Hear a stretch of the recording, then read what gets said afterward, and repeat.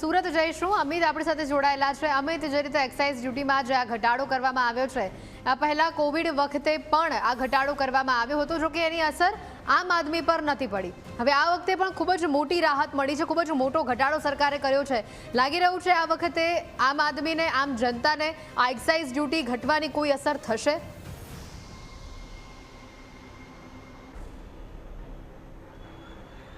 જે ચોક્કસથી Iran Israel વચ્ચે જે યુદ્ધની પરિસ્થિતિ છે તેને લઈને લોકોમાં એક ભય હતો કે પેટ્રોલ ડીઝલનો સ્ટોક છે ખૂટી જશે અને તેના ભાવ છે આસમાને પહોંચી જશે. પરંતુ સરકારે છે મહત્વનો નિર્ણય કર્યો છે. એક્સાઇઝ ડ્યુટીમાં છે ઘટાડાનો નિર્ણય છે તે કરવામાં આવ્યો છે. પેટ્રોલ ડીઝલમાં એક્સાઇઝ ડ્યુટી છે તે ઘટાડવામાં આવી છે. ડીઝલમાં જે એક્સાઇઝ ડ્યુટી હતી તેમાં 10 રૂપિયા અને પેટ્રોલમાં એક્સાઇઝ ડ્યુટી ઘટાડીને 3 રૂપિયા છે કરી દેવામાં આવી છે. એટલે કે ડીઝલમાં હવે 0 એક્સાઇઝ ડ્યુટી છે અને પેટ્રોલમાં 3 રૂપિયા એક્સાઇઝ ડ્યુટી. લોકો સાથે વાત કરીશું. સરકારનો નિર્ણય છે એક્સાઇઝ ડ્યુટી ઘટાડી છે પેટ્રોલ ડીઝલમાં, કેટલી રાહત લોકોને થશે? લોકોને ઘણી જ રાહત રહેશે. બધી જ વસ્તુમાં લોકોને રાહત, મોંઘવારી સસ્તી થાય છે, એના માટે ટ્રાન્સપોર્ટિંગ સસ્તું થાય છે, એના માટે બધી સબ્જી કે આયાત જે વસ્તુ હોય એને ટ્રાન્સપોર્ટિંગ માટે એના મોંઘવારી ઘટવાનો પૂરેપૂરો ચાન્સ છે. 3 દિવસ પહેલા લોકો એવું કહેતા હતા કે બધું પેટ્રોલ મોંઘું થઈ જશે, પેટ્રોલ ખૂટી જશે, અને આ તો ઉલટાના ખુશીના સમાચાર આવ્યા. શું કહેશો સરકારને? આ માત્ર એક અફવા હતી. ગઈકાલે બી મેં એક સમાચાર સાંભળ્યા હતા. ઉત્તર પ્રદેશમાં અત્યારે પેટ્રોલ માટે લાંબી કતારો લાગી હતી.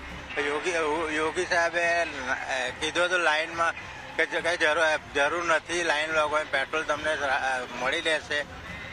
છતાં લોકો સમજતા નથી.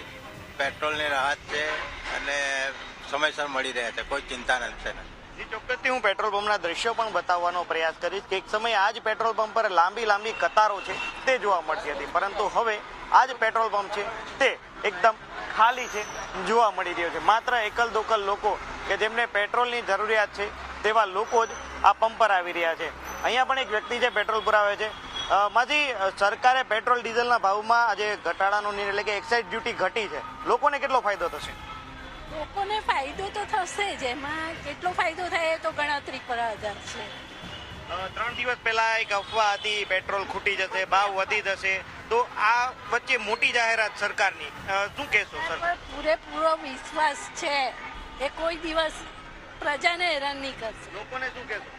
લોકોને એટલું જ કહીશ કે બધા ધીરજ રાખજો. આપણે જ્યાં સુધી આપણી સરકાર છે ત્યાં સુધી આપણને કોઈ તકલીફ પડવાની નથી. ચોક્કસથી, એટલે કે સરકાર પર વિશ્વાસ રાખજો તે પ્રકારની વાત છે અહીં કરવામાં આવી છે. અન્ય એક વડીલ છે. કાકા, એક્સાઇઝ ડ્યુટીમાં ઘટાડો છે પેટ્રોલ અને ડીઝલમાં, કેટલો ફાયદો લોકોને? લોકોને ફાયદો તો થવો જ જોઈએ અને થતો હશે, અને એના વિશે ખાસ ખબર નથી, પણ જે કર્યું છે એ સરકારે સારા માટે જ કર્યું હશે. બીજી વસ્તુ, 3 દિવસ પહેલા એક અફવા હતી, એના કારણે લાંબી લાઈનો લાગી હતી, લોકોને એવું ભાવ વધી જશે, પણ ઉલટાનું સરકારે એક્સાઇઝ ડ્યુટી ડીઝલ પર 0 અને પેટ્રોલ પર 13 રૂપિયાથી 3 રૂપિયા કરી દીધી છે.